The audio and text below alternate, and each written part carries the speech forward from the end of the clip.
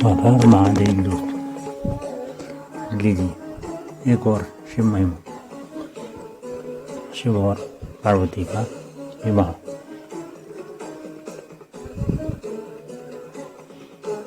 हिमालय के राजा हिमवंत और उनकी पत्नी मैना देवी भगवान शिव के बहुत बड़े भक्त थे।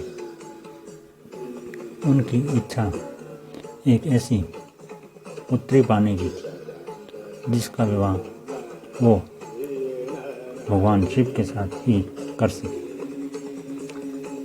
मैना देवी ने शिव जी की पत्नी गौरा देवी को प्रसन्न करने के लिए कठोर तपस्या शुरू कर दी।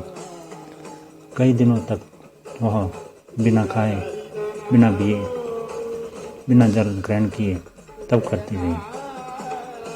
गौरी देवी को अंत में प्रसन्न होकर मैना देवी से उनके बेटी के रूप में जन्म लेने के लिए उन्हें वचन देने को मजबूर होना पड़ा।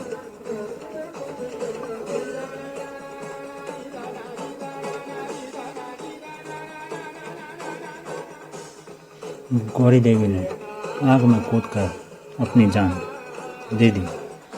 इसके बाद उन्होंने मैना देवी की बेटी के रूप में जन्म लिया, जिसका नाम पार्वती रखा गया। पार्वती ने जब बोलना शुरू किया तो उनके मुंह से निकला पहला शब्द शिव ही था।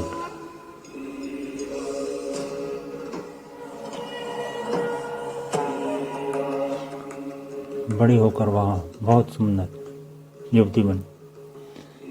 इस बीच शिवजी ने अपनी पत्नी की मृत्यु से दुखी होकर लंबा ध्यान शुरू कर दिया।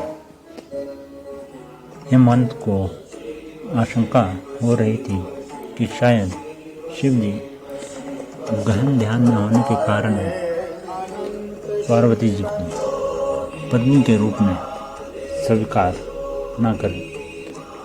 उन्होंने समस्या के समाधान के लिए देवऋषि नारद जी को बुलाया।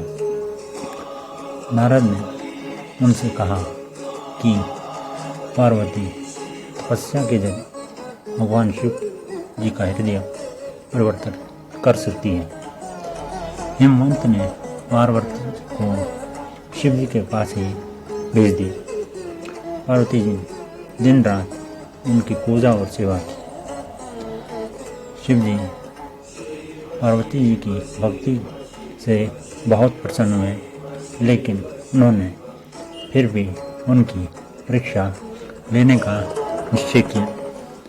उन्होंने युवा ब्राह्मण का वेश धारण किया और पार्वती जी के पास जाकर कहने लगे कि भिखारी की तरह रहने वाले शिव जी से विवाह करना सही नहीं होगा।